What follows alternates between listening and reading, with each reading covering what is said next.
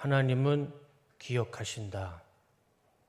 제목으로 오늘 본문의 5절까지 읽었지만 18장 전체의 말씀을 내용을 보도록 하겠습니다. 우리가 지난주에 제가 휴가 때문에 설교를 못했지만 지지난주는 17장 말씀을 보았습니다. 17장 말씀에 큰 음료가 나왔어요. 큰 음료는 바벨론이었죠.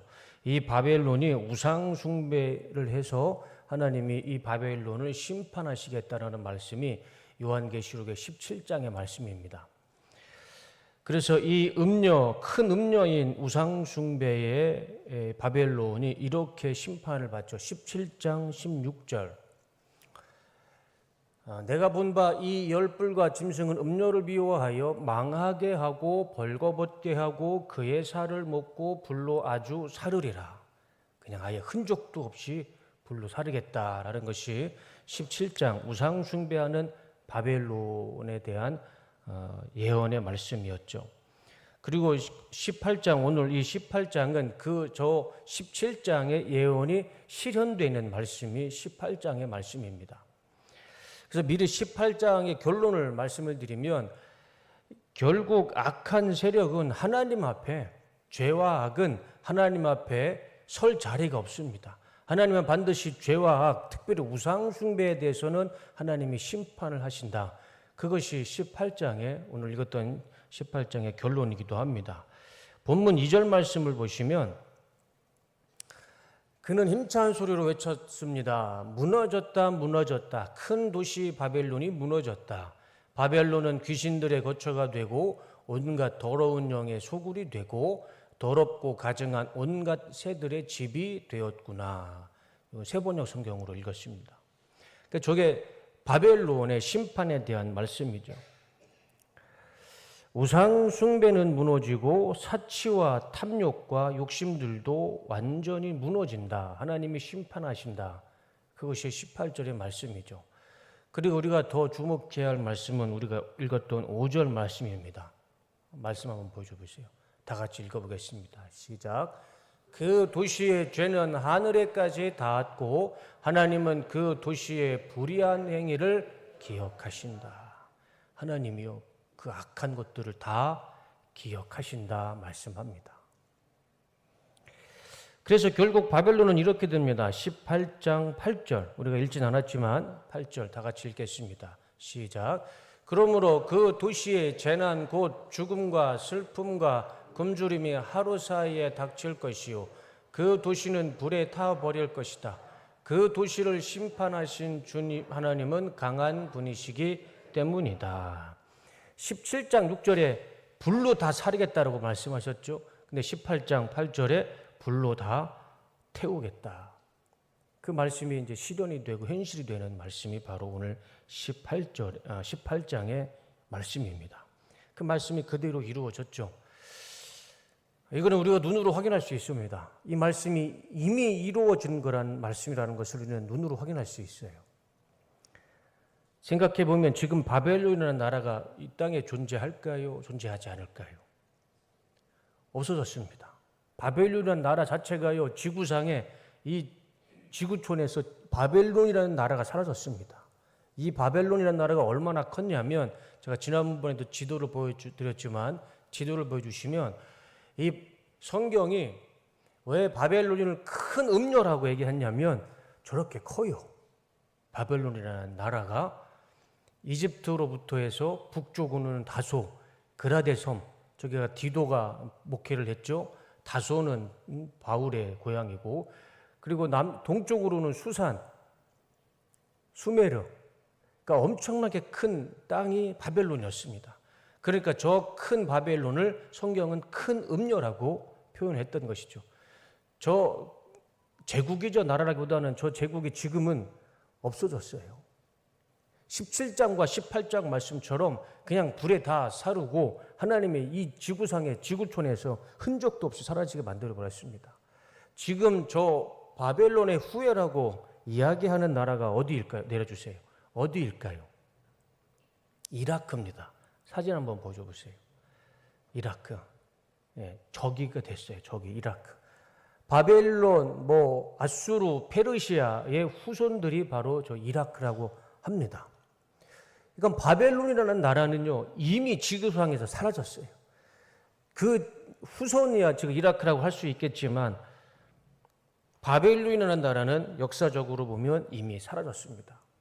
그러니까 요한계시록 17장과 내려주세요. 18장의 말씀은 역사적으로 보면 이미 사라진 나라이고 이미 이루어진 말씀이에요. 과거에 이미 성취된 말씀입니다. 그러니까 요한계시록의 17장과 18장의 이 하나님의 심판은 먼 미래의 말씀이라고 생각하기보다는 이미 과거에 이루어진 말씀이죠. 바벨론이 큰 음료라는 것을 우리가 알고 있다면 이 17장과 18장은 이미 역사 속에서 이루어진 하나님의 말씀이라는 것을 알 수가 있습니다. 그런데 거기에만 멈추지 않죠. 이 요한계시록은 과거에만 멈춘 말씀이 아닙니다. 나중에 또 이 말씀을 드리겠습니다. 그런데 이 큰 음료 바벨론이 왜 무너졌을까요? 저 어마어마한 제국, 큰 음료 바벨론이 왜 무너졌을까요? 그 이유를 17장에서 말씀이 나오죠. 첫 번째 이유가 우상숭배였습니다. 그리고 오늘 본문 3절에도 이유를 말씀해 주십니다. 3절 다 같이 읽어보겠습니다. 시작. 이는 모든 민족이 그 도시의 음행에서 빚어진 분노의 포도주를 마시고 세상의 왕들이 그 도시와 더불어 음행하고 세상의 상인들이 그 도시의 사치바람의 치부가 되었기 때문이다. 두 가지예요. 첫 번째는 음행, 두 번째는 사치입니다. 사치로 치부, 부자가 됐어요. 바벨론이 무너진 이유가 두 가지입니다. 첫 번째 음행이었고 두 번째는 사치였습니다. 이 음행은 17장에서 보았듯이 육체의 음행을 의미하지 않습니다. 이 음행은 영적인 음행이죠. 바로 우상숭배입니다. 바벨론은 하나님을 버리고 우상을 섬겼습니다. 그것을 큰 음료, 음행이라고 표현을 한 것이죠. 그리고 이 우상숭배의 끝은 좋지가 않습니다. 결과가 좋지 않습니다. 제가 지난주 오후 예배 시간에도 사사기 10장과 11장을 말씀을 드렸습니다. 기억나실 겁니다. 이스라엘이 하나님을 버리고 우상을 섬겼을 때 블레셋과 암몬을 일으켜서 이스라엘을 쳐들어와서 18년 동안 블레셋과 암몬 사람들에게 학대를 당합니다. 그게 우상숭배의 결과입니다. 그 이유도 한 가지죠. 그들은 하나님을 버리고 바알과 아스타론, 밀곰, 그모스, 몰렉 이 우상숭배를 했습니다. 하나님은 그 우상숭배에 대한 심판을 하셨던 것이죠. 이 우상숭배에 대한 하나님의 선택은 하나밖에 없어요. 하나님의 심판밖에 없습니다. 그들이 우상을 버리고 하나님께 돌아와서 회개할 때까지 하나님은 그 우상숭배에 대한 심판은 반드시 하나님이 심판으로 역사하십니다. 그게 성경의 말씀이죠. 그러나 우리가 정말 감사한 것은 회개하고 돌아오는 그 자는 하나님이 품어주신다는 것이죠. 그래서 지난주 오후 예배 때 우리 그 사사기 10장 말씀에 하나님이 근심하시잖아요. 이스라엘 사람들이 회개하고 돌아왔을 때 하나님이 근심하셨어요. 내가 이스라엘 사람들을 용서해 줄까? 아니면 그대로 심판을 할까? 그렇지만 하나님의 결정은 아무리 우상 숭배를 할지라도 회개하고 돌아오는 자를 하나님이 용서해 주시고 구원해 주시죠. 그 누가복음 15장에 그것을 예수님은 탕자의 비유로 말씀하십니다. 그래서 우리 하나님이 참 감사하고 우리 하나님을 믿는다는 것이 정말 기쁘고 행복하고 우리 하나님이 참 좋으신 분은 분명한 것 같습니다. 요한계시록의 심판의 본질은 우상 숭배에 대한 심판입니다. 요한계시록 전체 말씀을 보세요. 하나님이 무엇에 대한 심판인가? 우상 숭배밖에 없습니다. 그래서 우리가 요한계시록을 보면 인류의 마지막 심판은 이 우상 숭배에 대한 심판일 것입니다. 하나님이 심판하실 것이 무엇이 있겠습니까? 우상 숭배에 대한 심판. 그것이 요한계시록의 심판이고 우리 인류의 마지막 심판이 되지 않을까 생각을 합니다. 우상 숭배는 파멸의 선봉이고 이 사망과 심판으로 가는 지름길입니다. 우리는 절대 우상 숭배의 죄를 지어서는 안 될 줄로 믿습니다. 이 우상이라는 단어가요, 히브리어로 보면 페셀이라는 단어입니다. 사진 한번 보여줘 보세요. 이 우상이라는 것이 뜻이 너무 의미가 없어요. 그냥 새긴 형상, 조각한 형상입니다. 내가 새기고 내가 조각한 형상을 신으로 믿고 신으로 의지하는 겁니다. 하나님 보셨을 때 얼마나 저게 답답하겠습니까?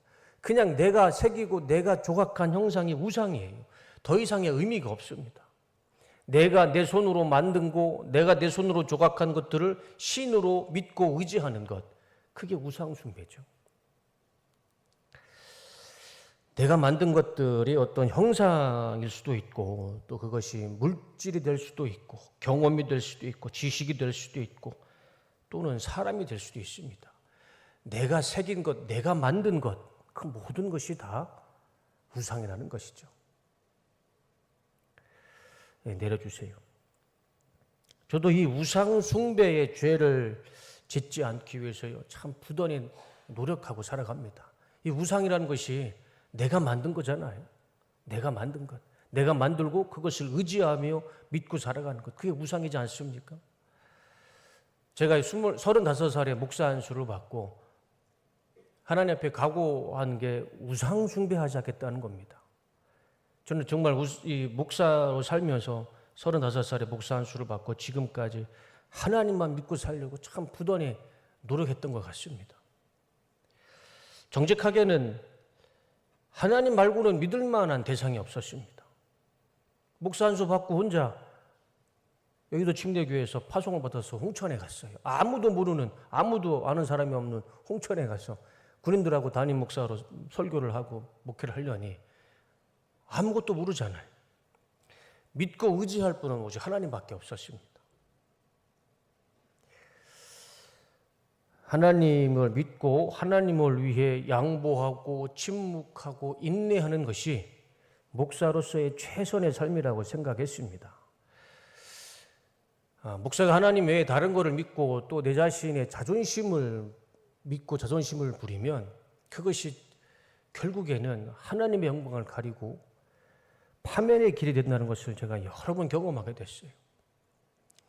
저도 왜 자존심이 없겠습니까? 35에 혈기가 왕성한 사람인데 군인교회 가서 자존심이 짓밟히고 무시당할 때마다 자존심이 막 올라오지만 그래도 참고 견디고 인내하고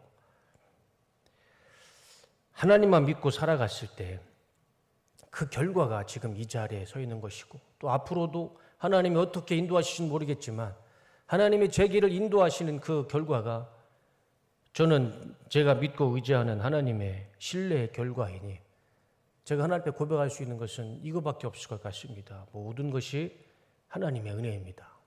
제가 왜 매일 설교 시간마다 말씀을 이렇게 인사하냐면 제 삶의 고백이기도 합니다. 모든 것이 하나님의 은혜이고 제가 믿을 만한 대상은 하나님밖에 없다는 것이죠. 우리 모든 그리스도인들은 조심해야 할 우상들이 하나씩 다 있습니다. 무엇일까요? 내 자신입니다. 내 자신이 나의 최고의 우상이 될 수 있어요. 내가 나를 믿고 살아갈 때가 있습니다. 내가 만든 믿음, 내가 만든 경험, 내가 만든 지식, 내가 만든 물질을 믿고 살아갈 때가 많이 있습니다. 그런데 나는 잘 몰라요. 그게 내 우상 숭배인지 잘 모를 때가 있습니다. 내가 만든 게 우상이잖아요. 내가 만든 경험, 내가 만든 지식, 내가 만든 물질, 내가 만든 사회적 위치, 이거를 믿고 살아갈 때가 있어요. 그때가 가장 위험한 때이죠. 내가 나를 믿고 살아갈 때, 그때가 가장 위험한 순간입니다. 근데 정작 나는 그걸 잘 몰라요.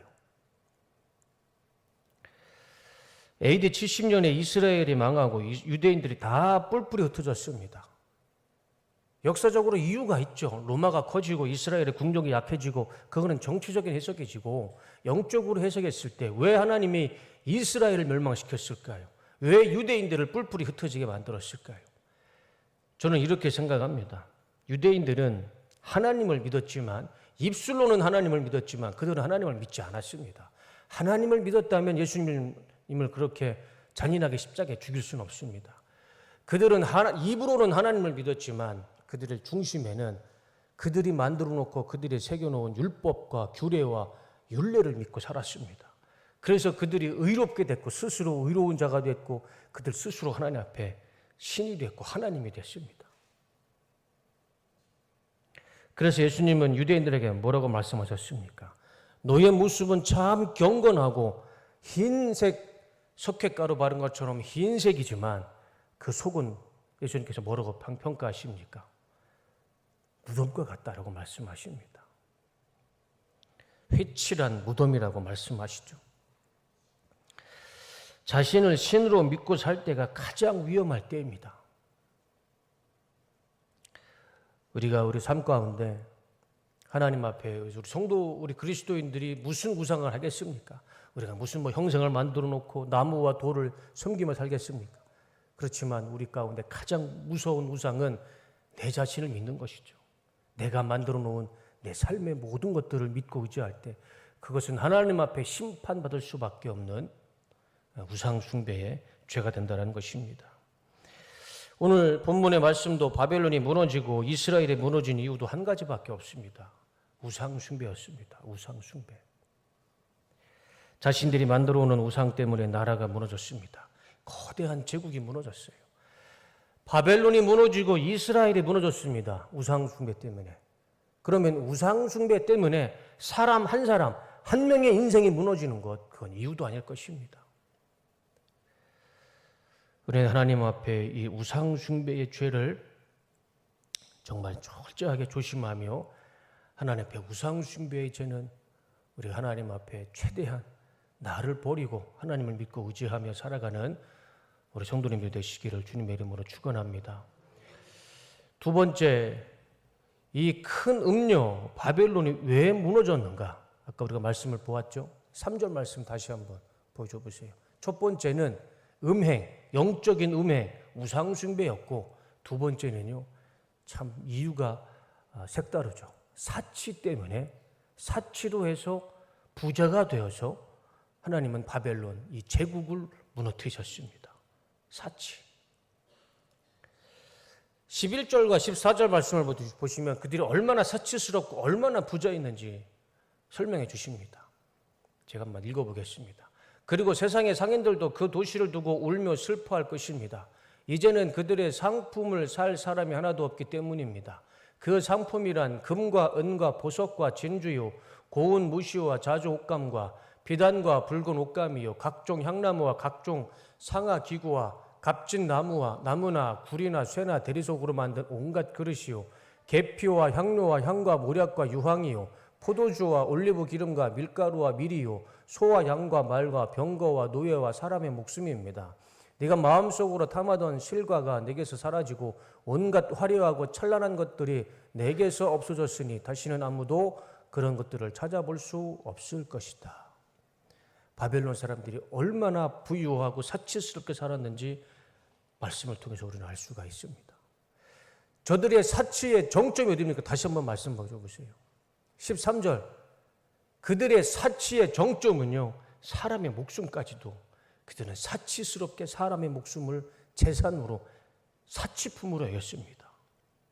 그들이 얼마나 저렇게 인간 이하의 이성을 갖지 못한 사람들이었는지 저 말씀을 통해서 우리는 볼 수가 있죠. 큰 음녀 바벨론은 너무 많은 사치를 했습니다. 그것 때문에 하나님께서 그들을 심판하셨죠. 말씀드려 보세요. 이 사치, 욕심, 탐욕, 이 모든 것들의 결과는 성경이 이미 말씀해 주셨습니다. 야고보서 1장 15절 다 같이 한번 읽어보겠습니다. 시작. 욕심이 잉태한 즉 죄를 낳고 죄가 장성한 즉 사망을 낳느니라. 이 사치와 욕심은 결과는 두 가지밖에 없습니다. 하나는 죄를 만들 것이고 두 번째는 그것 때문에 사망을 맞게 되는 것이죠. 바벨론이 딱 저 말씀에 적용된 나라가 됐죠. 그들의 사치와 욕심과 탐욕 때문에 하나님은 그들을 심판하셨습니다. 불로 태우고 심판하시고 역사 속에서 그들을 지워버리셨습니다. 하나님의 기준은 참 신기합니다. 우리가 신약성경에 보면 하나님의 기준, 예수님의 기준은 참 우리의 이성과는 참 맞지가 않아요. 하나님의 기준은 내 것을 채우는 사람, 욕심 부리는 자는 하나님이 죄와 심판을 주십니다. 그런데 반대로 내가 내 욕심을 부리지 않고요, 남에게 베푸는 자는 또 하나님이 또 축복해 주세요. 누가복음 6장 38절 말씀 한번 보여주세요. 다 같이 읽어보겠습니다. 시작. 주라 그리하면 너희에게 줄 것이니 곧 후이 되어 누르고 흔들어 넘치도록 하여 너희에게 안겨주리라. 너희가 헤아리는 그 헤아림으로 너희도 헤아림을 도로 받을 것이니라. 우리는 내가 내 것을 가지고 모아야죠. 그래야 차고 넘치는 은혜가 있지 않습니까? 그런데 예수님과 하나님은 이상하게 거꾸로 말씀하세요. 주라는 겁니다. 내 것 챙기지 말고 먼저 주라는 거예요. 그러면 누르고 흔들어서 채우고 넘치도록 하나님이 갑절로 곱절로 채워주신다는 겁니다. 사람의 생각과 하나님의 생각은 다른 것 같아요. 우리는 자꾸 내 것을 모으고 모아야 더 많아지는 것 같은데 하나님은 먼저 주라는 겁니다. 그러면 더 많아진다는 것이죠. 그래서 예수님은 이렇게 말씀하신 것 같습니다. 지난 주일에도 말씀을 같이 보았지만 마태복음 6장 21절, 누가복음 12장 34절. 내 보물이 있는 그곳에는 내 마음도 있느니라. 너의 보물이 있는 곳에는 너의 마음도 있으리라. 저 마음이 무엇을 의미할까요? 저는 저 마음이 믿음이라고 생각합니다. 내 보물이 있는 그곳에 내 믿음이 있을 것이다. 물질이 있는 곳에 우리의 믿음이 있는 것이고, 내 믿음의 욕심과 사치를 부릴 때는 하나님의 심판밖에 없을 것이고, 내 믿음이 나누고 베풀 때는 하나님의 축복이 차고 넘칠 줄로 믿습니다.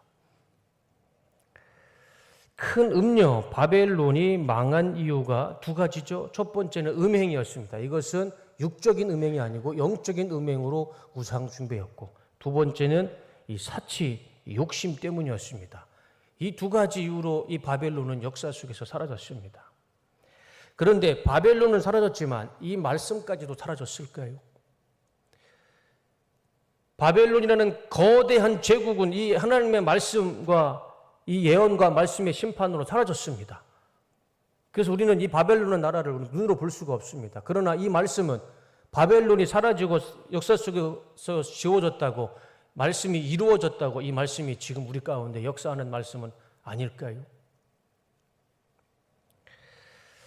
그렇지 않죠. 지금도 우상 숭배는 우리 가운데 끊임없이 나타나고 있고, 사치와 탐욕의 역사는 지금도 우리 가운데 끊이지 않고 있습니다. 예를 들자면 이런 것이죠. 우리 대한민국 현실을 보면 알 수가 있습니다. 작년 2024년 리서치에서 통계 자료가 발표가 됐어요. 사진 한번 보여줘 보세요. 개신교가 20%입니다. 천주교가 11%고 불교가 17%고 기타 종교가 2%고 아예 종교가 없음이 51%입니다. 그런데 기타와 불교를 합하면 70%죠. 우리나라의 70%는 기독교를 제외한 70%는 우상을 섬기는 민족입니다. 천주교 애매하죠. 천주교를 구원 있는 종교다라고 말할 수도 있겠지만, 마리아와 또 위인과 또 교황을 섬기는 천주교를 우리 개신교 입장에서는 구원 있는 종교라고는 차마 말할 수는 없을 것 같습니다. 그러면 기독교를 제외한 80%가 우리 개신교의 기준으로 보면 우상 숭배하는 사람들입니다. 그런데 저 개신교의 20%를 봐도 저기에는 우리 침례교만 소속된 게 아닙니다. 저기에는 통일교, 신천지, JMS, 구원파, 장막, 성전, 잡다한 사이비 이단 종교가 다 들어가 있어요. 저 20%에는. 그러면 정말 하나님을 제대로 믿는 우리 뚝섬교회 성도님들처럼 정말 하나님을 제대로 믿는 성도들이 과연 몇 프로나 될까요? 저는 많아야 천주교와 비슷할 것 같습니다. 거의 90% 이상은 우리나라는 이렇게 표현하면 그렇지만 우리나라 현실을 보면은요, 우리나라도요, 우상 숭배하는 나라입니다. 우리나라가 기독교 국가는 아니잖아요. 저게 24년도의 리서치 조사입니다. 그러면 우리 앞으로 대한민국 한국 교회의 전망은 어떨까? 다음 화면을 보여주시면 개신교만 보시면 전체가 20%인데 그 중에서도 저기에는 잡다한 이단 종교가 다 들어가 있는 상황입니다. 그럼에도 남자가 18%, 여자가 22%입니다. 그런데 그 밑에 보시면 세대별로 예수님을 믿는 성도들 수가 거꾸로 되는 게 맞는데 지금 70세 이상이 29%이고 10대와 20대는 13%입니다. 거의 없죠. 네, 거꾸로 돼야 되는데 지금 저 도표가 우리 교회와 똑같이 나타나고 있습니다. 우리 교회뿐만 아니라 모든 한국 교회가 다 저 도표대로 지금 교회가 지금 되고 있죠. 저 도표만 보면 우리 한국 교회 장래가 그렇게 밝지는 않습니다. 그리고 우리 대한민국도 우상 숭배하는 나라가 맞습니다. 90% 이상이. 하나님이 우리 뚝섬교회를 비롯한 우리 기독교 또 우리 성도님들의 기도와 헌신으로 하나님이 우리 대한민국을 붙잡아 주실 뿐이지 하나님께서 우리 정말 우리 뚝섬교회와 우리 성도님들이 기도가 없다면 우리 대한민국도 하나님의 우상 숭배 나라로 하나님께서 심판하시고 이슬람 국가나 우리나라 국가나 크게 다르지 않은 현실로 살아갔을 것입니다. 사치의 역사는 어떨까요? 사치의 역사. 멀리 갈 것도 없이 이 근래의 역사를 보면 루마니아의 차우세스쿠 대통령 부부는 보석벌레라는 별명이 있었습니다. 대통령 관저에 들어갔더니 황금 욕조와 수백 벌의 밍크 코트와 다이아몬드가 박힌 구두들이 산더미처럼 쌓여 있었습니다. 이 두 부부의 결말이 어떻게 된 줄 아십니까? 중국의 모 대통령 주석과 부인 강청, 필리핀 대통령 마르코스와 부인 이멜다, 유고 대통령 밀레서비치와 부인 미라 마르코비치. 이 부부가 공통점이 뭐냐면 너무 사치를 부렸어요. 그래서 이 부부들이 다 멸망했고 또 이 부부들의 사치 때문에 나라 경제가 엉망이 됐죠.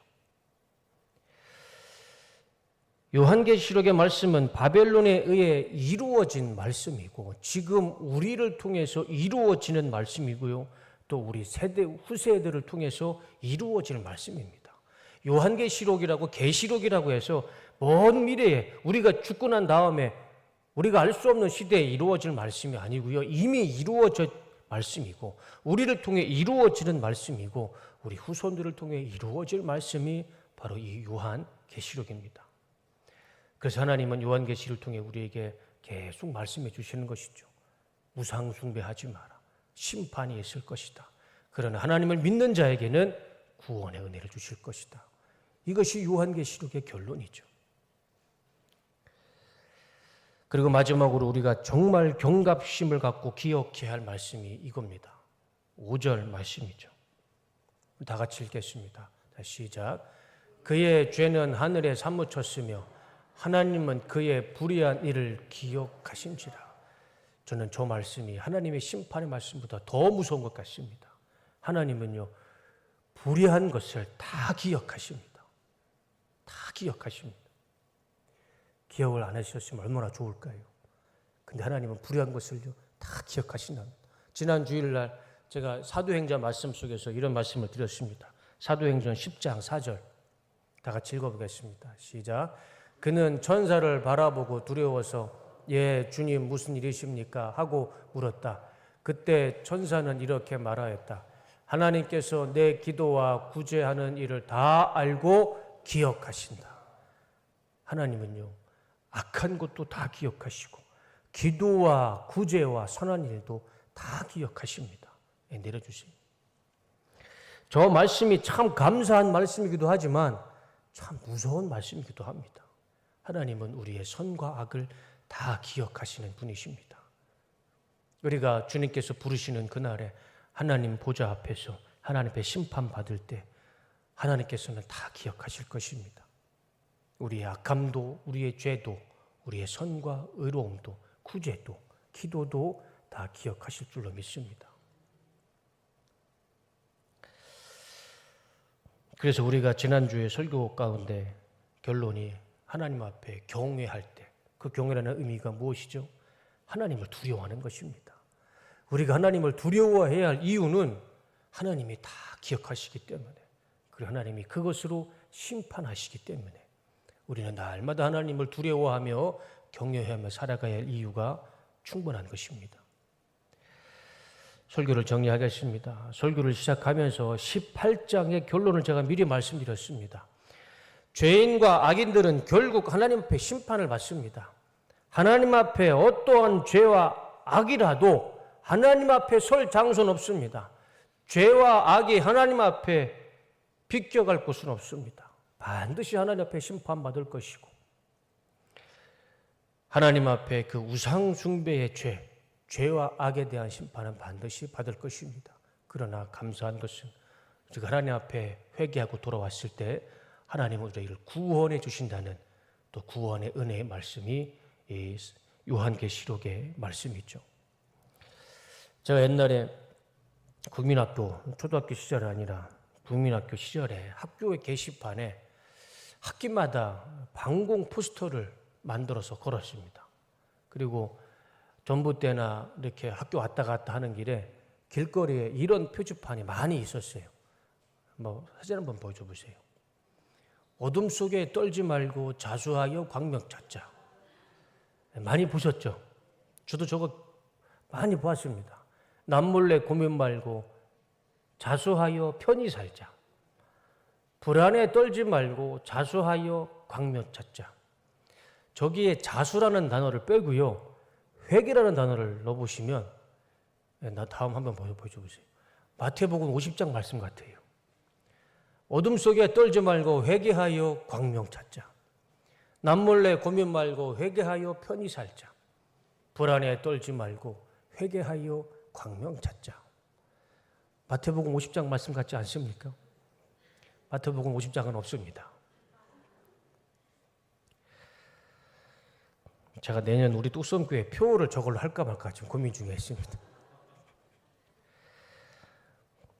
우리가 어둠 속에서 떨지 말고 고민 말고 불안해하지 말아야 할 이유는 우리가 죄를 짓고 우상 숭배하며 죄를 지을지라도 우리가 하나님 앞에 회개하고 돌아오면 하나님께서 우리를 용서해 주시고 우리 삶 가운데 광명을 찾을 줄로 믿습니다.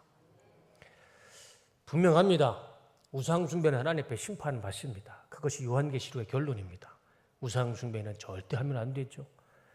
우리 성도의 우상 숭배는 따로 없습니다. 내 자신이 우상 숭배예요. 내가 만드는 돈, 내가 만드는 물질, 내가 만드는 지식, 경험, 관계, 사회 위치, 그것이요 우리 성도들에게는 가장 큰 우상 숭배입니다. 가장 무서운 우상 숭배입니다. 그 우상 숭배는 나를 이기는 것이 믿음의 승리이고 나를 이기는 것이 하나님 앞에 영광을 돌려드리는 삶이 될 것이라 믿습니다. 우상 숭배와 사치, 탐욕은 멸망으로 가는 지름길입니다. 우리가 늘 겸손히 회개하며 경건하게 살아갈 때 하나님의 심판이 아니라 하나님의 구원이 우리 삶 가운데 충만하게 임할 줄로 믿습니다. 구원받는 하나님의 은혜가 충만한 우리 뚝섬교회 우리 성도님들 되시기를 주님의 이름으로 축원합니다.